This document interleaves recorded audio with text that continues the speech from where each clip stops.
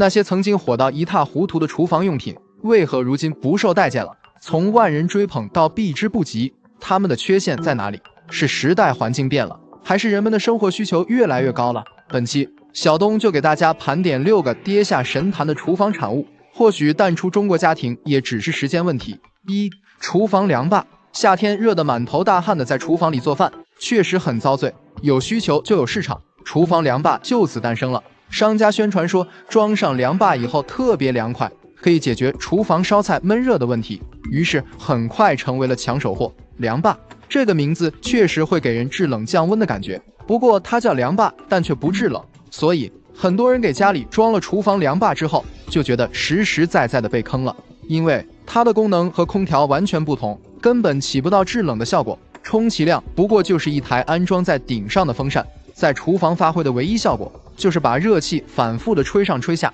同时还会影响油烟机的效果，把烧饭时的油烟吹得到处都是。另外，用久了之后，扇叶上还会蒙上厚厚的一层油污，清理也非常费事。总体来说，大家发现厨房凉霸的性价比低，没什么实际效果，因此也就彻底的凉了。2. 台中盆。记得当年厨房装修中，水槽到底应该装台上盆还是台下盆？很多业主对此都很迷茫。安装台上盆，担心打扫台面卫生麻烦，玻璃胶还会发霉；安装台下盆，担心承重性不高，后期有掉落的风险。在这种情况下，台中盆出现了，因为它本身能和台面齐平，既好看又不用担心水槽落下去，似乎完美解决了台上盆与台下盆的所有问题。但是好景不长，很快台中盆的问题就暴露出来了。现实中，因为安装台中盆翻车的案例不在少数，大量业主吐槽安装师傅的手艺太差，导致台中盆根本无法与台面齐平，不是坑洼不平，就是缝隙太大。难看不说，缝隙积水导致填缝中的玻璃胶最终发霉发黑，产生严重的卫生问题。其实台中盆因为需要对台面现场切割，所以它的最大问题就是对师傅的手艺要求很高，这也导致再有经验的老师傅安出来的台中盆或多或少都存在一些瑕疵。当大家都诟病台中盆的时候，商家也改进了台下盆的安装方式，从云石胶升级到如今的金属卡扣固定，这种方式也减低了台下盆掉落的风险，因此台中盆也就寿终正寝了。3. 不锈钢台面。不锈钢台面有防水防潮、硬度高不开裂、不会渗色、环保无辐射等优势，曾经在餐饮行业非常的受欢迎。因其特点优势，曾经有一段时间里，在家庭厨房中也很快流行起来。但是好景不长，没火多久呢就熄火了。这是为什么呢？其实原因也很简单。其一，美观性不够，这也是很多年轻人看不上它的根本原因。冰冷的质感，总有一种厨房酒店后厨的廉价感，显得不够档次不说，还与家庭环境需要的温馨感相差甚远。其二，不锈钢台面不耐滑，稍微磕碰可能都会严重刮花，而且无法修复，用过1-2年以后基本都是惨不忍睹。其次，如果厚度不够，还会出现变形鼓包的现象。其三，不锈钢台面比食材更容易滋生细菌，需要时刻清洁，保持卫生干净。除了以上几点以外，真正的食品级不锈钢台面的售价不便宜，价格基本都要2-3千元一米，水槽还要另算，和几百元一米的10英石相比，显然是贵了很多，普通家庭根本消费不起。所以这些原因都注定了它无法在家庭中占有一席之地。4. 调味拉篮。厨房的调味拉篮因其超强收纳能力、拿取比较顺手等优势，逐渐进入千家万户，但在实际的使用过程中被称为最鸡肋的厨房用品，甚至还有不少网友吐槽调味拉篮真是干啥啥不行，浪费空间第1名。究其根本原因，主要是因为这种拉篮的空间有限，就算全部装满了，也放不下多少瓶瓶罐罐，而且尺寸多大往哪放都要符合它的规格才行。高一点的调料瓶放不下，放小一点的瓶子又会倒，稍微大一点点的案板也塞不进去，特别鸡肋，而且怕沾水一生锈也就忍了。这种框框架架的结构，平时清洁油污也格外费劲，关键是用的频率高的话，滑轨还容易坏掉。因此现在安装调味拉篮的人也越来越少了，因为大家都发现它甚至比不上普通的厨房抽屉好用。5. 肤感膜柜门。说到厨房的颜值担当，当属肤感膜柜门一点不假。膜感膜柜门摸上去光滑细腻，有一种婴儿肌肤的触感，而且自带高级感，所以近些年几乎成为家庭中的标配。但是随着时间的推移，敷感膜的弊端也显现出来，许多用过的业主都疯狂的吐槽，膜感膜有不耐脏、留手印、不好打理的问题。特别是在厨房这种重油污的地方，那指纹和水渍真是至死不渝，不离不弃，怎么擦也擦不掉。上网一搜，如何清洁膜感膜柜门的帖子更是铺天盖地。虽然它很美，质感一流，但因为不好清洁，也就注定了被大众所抛弃。6. 厨余垃圾处理器。现如今，很多城市在实行了垃圾分类后，厨余垃圾处理器在中国家庭中使用率也有很大的提升。特别是对于一些上班族来说，更是省时省心，节省了每天都要跑去楼下扔垃圾的烦恼。所以，很多人也不惜重金，纷纷购买。但是，等真正使用过才发现，并没有想象中那么理想，甚至是越用越糟心。原因是，即使你装了厨余垃圾处理器，也还是要分类处理垃圾，因为不是所有的剩菜剩饭、食物残渣都能处理掉。比如太薄的不行，例如虾皮、鱼鳞之类的；长纤维的也不行，玉米皮、粽子皮等；太硬的也不行，例如骨头、贝壳一类的。其次，对于一些难破碎的食物，还需要少量多次处理，不然还容易造成下水道的堵塞。一旦堵了，那是又脏又臭，太受罪了。另外，厨余垃圾处理器需要很大的功率，才能达到很好的研磨效果，所以它工作时的噪音也大，因为它是紧贴着台面，研磨的过程中会震动，发出来的声音会让你感觉耳朵都是嗡嗡的。所以，厨余垃圾处理器没能像洗碗机在国内家庭普及起来，也就不足为奇了。以上这些厨房产物，你家用过哪些呢？还能说出几种跌落神坛的家居用品，或是家用电器？随着装修行业的发展，经过一轮一轮的更新换代，也导致了一些传统建材的落寞和淘汰。比如说，曾经很流行的瓷砖波导线、大理石背景墙、带灯带的回字形吊顶等等。但不可否认，其中也有一些传统的装修材料却被内行人称之为永恒的经典。很多人以为跌下神坛被淘汰了，殊不知在家装市场里越来越吃香。10英石台面。讲真，如今和10英石竞争厨房台面一哥地位的，不论是不锈钢还是岩板，作为台面材料，实用性方面还是略显不足。为什么这么说呢？原因如下：先来说下不锈钢台面，虽说有硬度高、结实耐用、易清洁等特点，但实话实说，不锈钢材质做台面显得冷冰冰的，不够大气和档次，而且被很多网友吐槽说像食堂。此外，不锈钢材质不耐滑也是不争的事实，厨房里磕磕碰碰的，时间一长就会出现严重刮花的现象，且难以修复。再说岩板，有一说一，岩板台面用于厨房，不论是颜值还是耐油污方面，几乎是吊打10英石，而且档次也绝对够用。但回归现实，岩板材质有个致命伤，就是硬度不够，太脆了。平时在上面剁个肉馅或砍个大骨头，都容易导致崩瓷或断裂。最后来说下10英石，和岩板相比，硬度更高，抗冲击力更强，和不锈钢相比，也没有不耐划痕的毛病。因此，经过这么多年的市场检验，10英石依然是中国家庭厨房台面材料的首选。2. 铝扣板吊顶。在石膏板吊顶以及蜂窝大板吊顶的营销夹击下，传统的铝扣板吊顶的生存空间显得尤为困难。但是用过后就会发现，这两种吊顶材料和集成铝扣板相比，虽然具备一定的优势，但也有明显的弊端。比如石膏板吊顶，特点就是颜值高，整体性好，尤其是配合餐厨一体式的装修，更显大气通透。但反过来说，怕水不防潮，遇油污容易变色发黄也是不争的事实。再来说下集成蜂窝大板，虽然防水防潮，也确实好看，又显高档，但价格太高，1个平方就要大几百，而且安装拆卸也比较麻烦，后期漏水想维修麻烦更大。反观传统铝扣板，除了样式上略显小气，剩下的全是优点，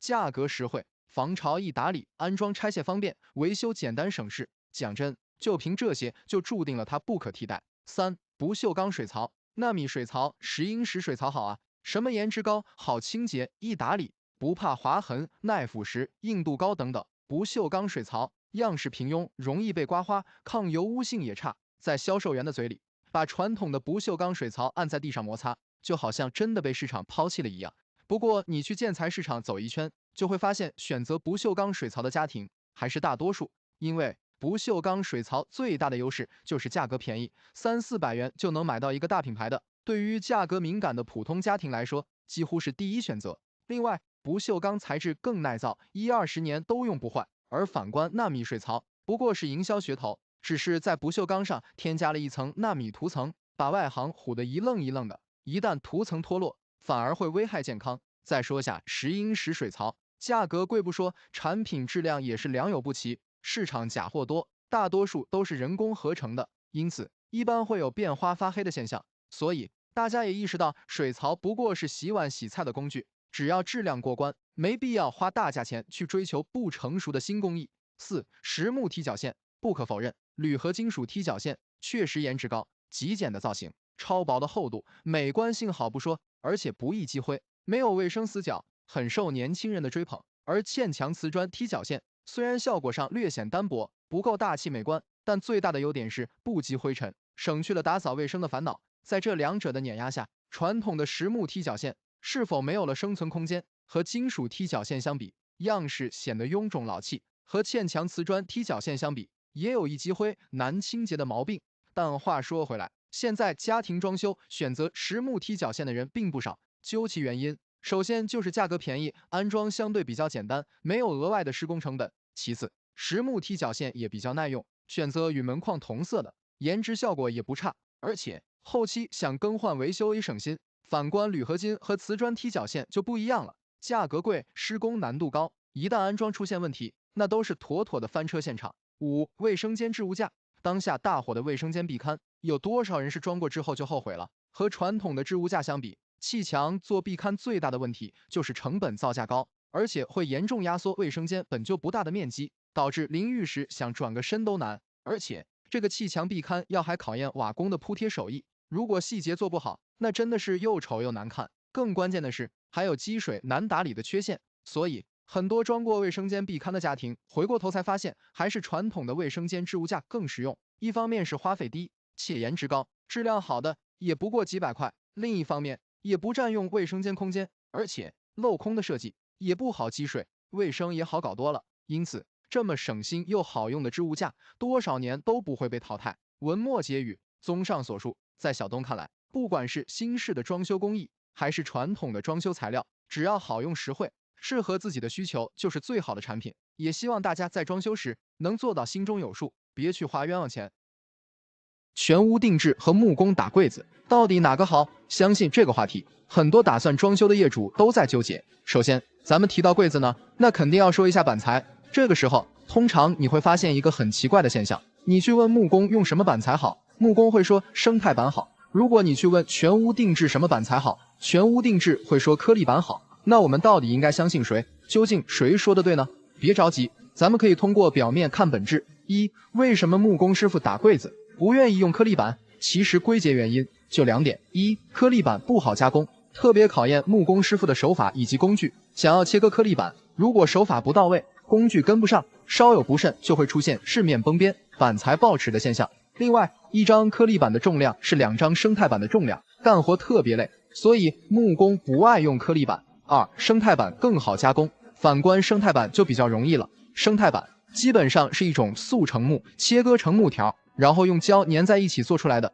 木质比较柔软，所以切割和现场加工的难度小。2. 那为什么全屋定制不愿意用生态板？1. 全屋定制呢，现场制作时需要打3合1的孔，如果打孔的地方在木条的接缝处，就会把这个板材打破，也就造成这个板材的浪费。另外，生态板握钉力也不强，所以全屋定制不愿意用生态板。2. 成本造价问题，市面上大品牌的生态板，比如兔宝宝、千年舟的，在230到290左右。那像露水河、大亚这样知名品牌的颗粒板 ，ENF 级别的价格也在170到200左右。显然，颗粒板的价格要远远低于生态板。综上所述，这也就是为什么木工说生态板好，全屋定制说颗粒板好的主要原因。3. 回到主题，那定制和木工打柜到底哪个好？本期小东结合自己15年的装修经验，通过几个方面来和大家总结分析一下，告诉你到底哪个好，应该怎么选择。内容很有价值，耐心看完一定会对你有所帮助。1. 价格方面，首先有一点是十分肯定的，就是选择木工打柜一定要比全屋定制价格便宜，这个是毋庸置疑的。有人说价格都差不多，那真是扯，因为全屋定制他们也是不生产板材的，也是买其他大厂的板材，然后拿回来自己加工，自己买板材打柜，相当于跳过了全屋定制中间商环节，价格自然便宜。如果都用最好的板材，那么整体下来，全屋定制的价格是木工打柜的2倍，1线、2线城市甚至能达到2.5到3倍左右，所以自己打柜的价格是很有优势的。环保方面，大家普遍最关心的就是环保问题。那生态板和颗粒板哪个更环保呢？生态板从表面看起来是用实木粘在一起的，颗粒板是用实木碎屑粘起来的。那么生态板用胶肯定比颗粒板要少，在我们普通人的印象中，用胶少的就是环保的，所以就会认为生态板比颗粒板要环保。其实这么认为也是普遍现象，包括我没做装修之前也是这么认为的。但事实上情况却恰恰相反，生态板的市场比较混乱，小工厂遍地都是，投资个10几万就能生产生态板，而且生态板的制作工艺它决定了它必须得加入甲醛来增加这个胶的粘合力。目前市场上90%的生态板用的都是3全胶里边的尿醛胶做出来的，还有一部分是用其他胶，但是你记住它都含甲醛，如果胶水粘合力不够是没有办法加工生态板的，因为它是一层胶一层板这么粘起来的，而 MDI 胶的粘合力不够，没有办法用来生产这个生态板。所以你会发现市面上的生态板环保等级普遍也就是 E0 级、ENF 级的生态板都太少了，即使有价格也非常贵。而再看颗粒板，需要用机器压磨成板，小工厂是没有办法生产的，一条生产线就几千万，大规模的大厂更是投入了几个亿，而这些大厂也更加注重环保，他们的颗粒板加入 MDI 胶之后，轻松就可以达到 ENF 级，因为 MDI 胶根本就不含甲醛，你就是往里面加一吨，它也是不含甲醛，也就更加环保了。在没有这个 MDI 胶之前，颗粒板用的也是尿醛胶，那个年代的颗粒板确实没有生态板环保，但现在是真的不一样了。所以真正决定它们是否环保的不是胶的用量多少，而是胶本身环不环保。美观方面，全屋定制的柜子要比木工打的柜子更好看，这主要有2方面原因。第一，因为全屋定制的封边是机械封边，5金件都是隐藏起来的，而木工打柜子的封边不好看，还有钉眼，无论怎么隐藏都是有痕迹的。不要杠，手艺好的工人没有那么多，就算他手艺好，工人稍有疏忽，封边都会有问题，肯定没有机器封边严密。第二，从设计的角度，木工打柜也不如全屋定制，全屋定制的设计师都是成百上千设计方案的洗礼，所以说他的经验会更足。而如果是木工打柜子的话，整体的风格和设计只能靠业主自己把控，这就得看你自己的审美了。这个就像在赌，最终效果出来好看也就罢了，难看后悔也晚了。省心方面，这个选择定制一定是要比找木工现场加工做柜子更省心。首先咱们知道定制都是流水线加工，到你们家只不过是一个安装与组装的过程，就算现场出现问题，也有设计师和安装师傅去和工厂协调，不用你操心。但是如果现场打柜子，情况就不同了，因为板材是自己买的，设计是自己出的，现在施工期间一旦出现任何问题，只能选择让步和妥协，不但会耽误大量的施工时间，也会影响整体的装修进度。说在最后，说了这么多，最后归纳总结一下，其实选择木工打柜子最大的优势在于价格，全屋定制一定比木工打柜子贵，所以你想要省钱，追求经济型装修，那你就找木工做吧。反之，如果你想要的是中高端装修，为了整体效果，还是选择设计师整体设计，厂家定制，这样最好。一旦效果和实际不符，还可以让厂家返工，售后也有保障。家用电器在生活中承担着重要的角色，不仅可以帮我们做家务，还能解决生活中的难题。因此，咱们在装修新房时，也会选择购置各种各样的大家电。但是，有一些新兴的家用电器，如果你选不对，可能买得起，但未必用得起。换句话说，就是产品本身并不贵，但在使用的过程中，它的能耗和耗材非常高。本期小东就和大家说5种买得起可能用不起的家电产品，如果不是富裕家庭，还是劝你谨慎入手。洗碗机。洗碗大概是年轻人最不爱做的家务之一，洗碗机的诞生帮助我们从繁重的家务中解脱出来，对懒人来说更是福音。不可否认，用洗碗机代替手动洗碗，碗筷不仅洗得干净卫生，而且还能解放双手。纵观国内的洗碗机市场，这些年也卖得风生水起，而且国内的洗碗机产品也是越来越成熟，基本3、4千元就能买到一个功能齐全的洗碗机。但是很多人购买时往往会忽略到它日后的耗材问题，比如洗碗机日常使用中必须要用到软水盐、漂洗剂以及洗碗液或洗碗筷，这些耗材加一块，每次洗碗的费用大概也需要2、3块钱。虽然看似不多，但日积月累也是一笔不小的开支，尤其是一些高端的洗碗机，还要配合专用的洗碗凝珠使用，价格更是贵得离谱。另外，洗碗机的工作过程是先冲洗加漂洗再加烘干，所以你会明显感觉到家里的用水量和用电量也会有一定的提升。这样综合算下来，一天的费用基本也得花费10块8块的。对于普通家庭，你觉得用不用得起吗？烘干机，过去洗完衣服还需要单独晾晒，赶上阴雨天可能2、3天都干不透，很让人烦恼。烘干机的出现解决了这一个生活中的难题，于是很多业主在房子装修时都专门购买一台独立烘干机，或者是选择带烘干功能的洗衣机来解决衣服晾晒的问题。烘干机非常实用，但是烘干机最大的使用费用就是电费，因为每次烘干至少要1、2个小时的时间，所以很多人吐槽用了烘干机之后，每月家里的电费蹭蹭的往上涨。所以如果说你是处在一个环境比较潮湿的城市，这地方就是经常性的阴雨天，天天被褥都非常潮，那么买一台烘干机是很有必要的，至少可以提高生活质量。或者你不在乎每个月多出的这个180块的电费，也可以考虑。另外，如果考虑好购买烘干机，建议选择独立的热泵式干衣机，烘干时间短，效率高，干衣效果也好。不要买洗烘一体机，干衣容量小，耗时长，而且烘干效果还差。3、零冷水热水器。什么叫零冷水？简单说，就是家里的水龙头一打开就有热水，不再需要排冷水。当然，这也是零冷水热水器最大的卖点。如果家里热水器没有这个功能，那就意味着你每次打开水龙头或花洒的时候，想要用到热水，就必须等待10几秒或半分钟，甚至更长的时间。很多业主为了获得更好的用热水体验，就会选择购买零冷水热水器。当然，要想实现热水即开即热，还需要在家里最末端的用水口再接一个回水管，让它返回到燃气热水器里，也就是常说的大循环，这样才能做到秒出热水。但是带来的弊端就是非常的费电和耗气，因为要让水管里的水始终是热的，热水器就得不停的工作。这也让很多业主吐槽，用了零冷水热水器，每月燃气费至少要增加300、500元。当然，现在一些高端的零冷水热水器也有提前预约，或是设置时间段去循环，还有手动循环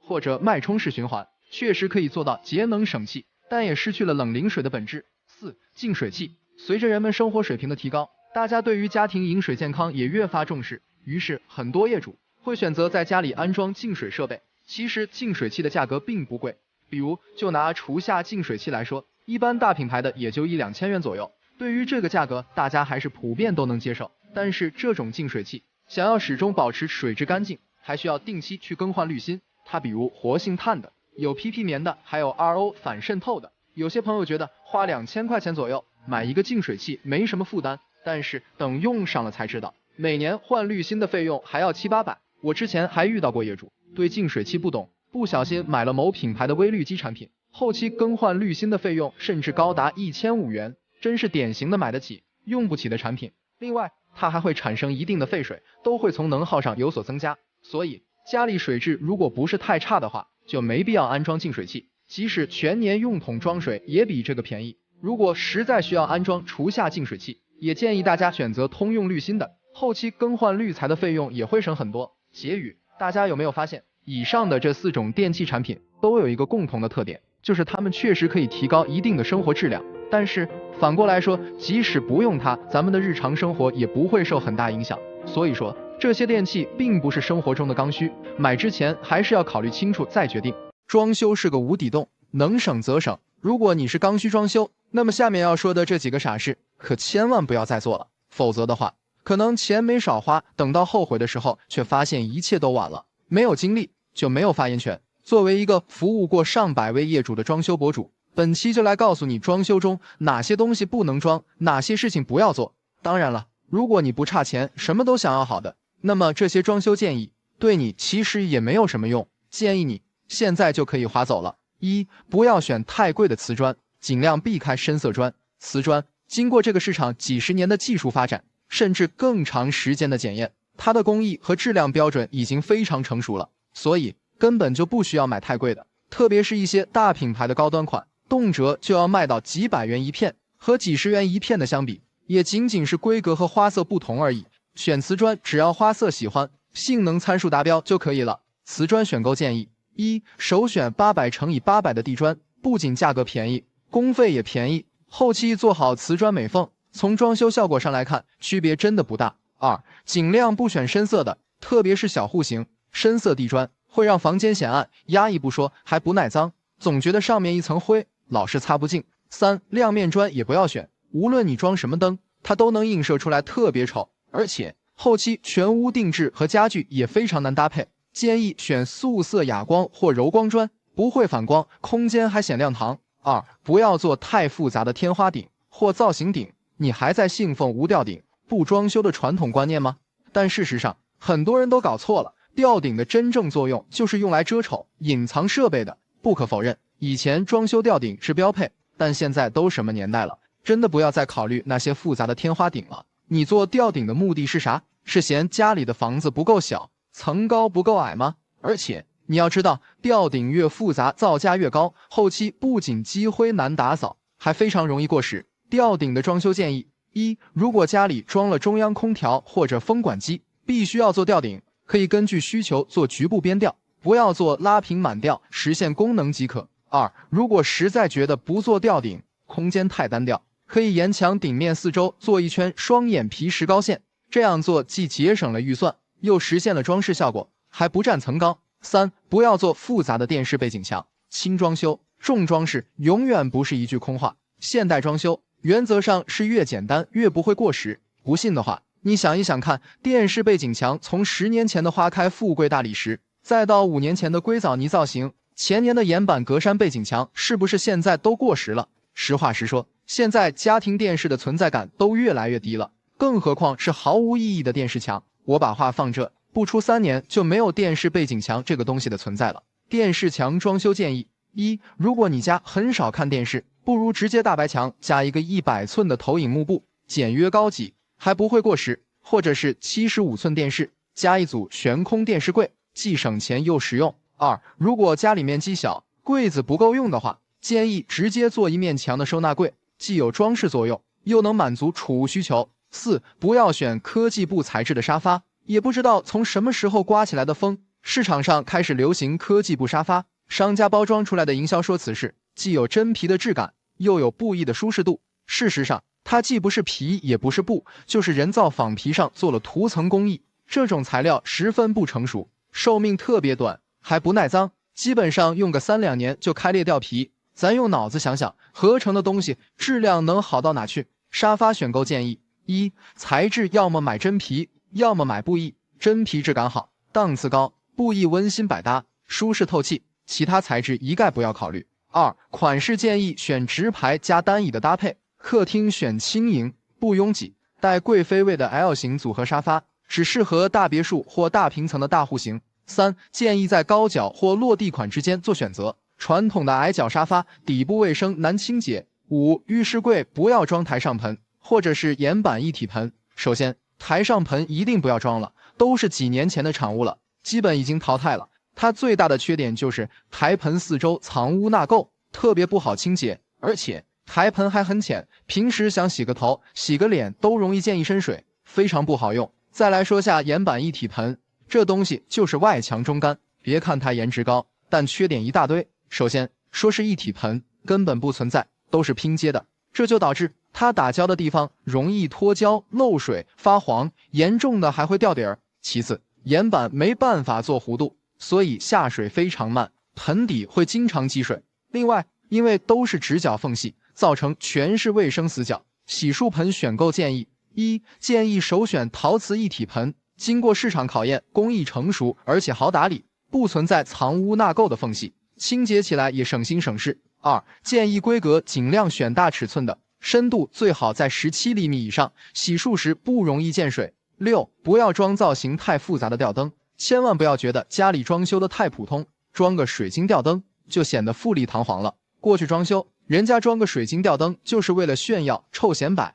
让人感觉装修肯定花了不少钱。现在装修追求的是舒适性、实用性，你再装水晶灯、欧式吊灯，不就是个笑话吗？不伦不类、不土不洋的和什么风格都很难搭。装修灯具建议：一、如果你家是别墅或大宅，建议也别装水晶吊灯，又贵又难打理，还占空间，有那个预算不如做个全屋无主灯设计。记住，无论你家什么挑高，只有装大屏棚，家里才显得大气。2. 普通住宅建议就选择造型简单的吸顶灯，好看的款式也很多，灯光明亮又好打理。最后想说，装修房子是用来居住的，不是用来欣赏的，没必要为了追求极致的装修效果，去浪费辛苦攒下来的血汗钱。即便是装好了，也不会提升你入住后的生活质量，不如把钱省下来，买一个好点的洗碗机、洗烘套装、智能马桶，这些天天用到的东西才会真正的提高你和家人的生活品质。还是那句话，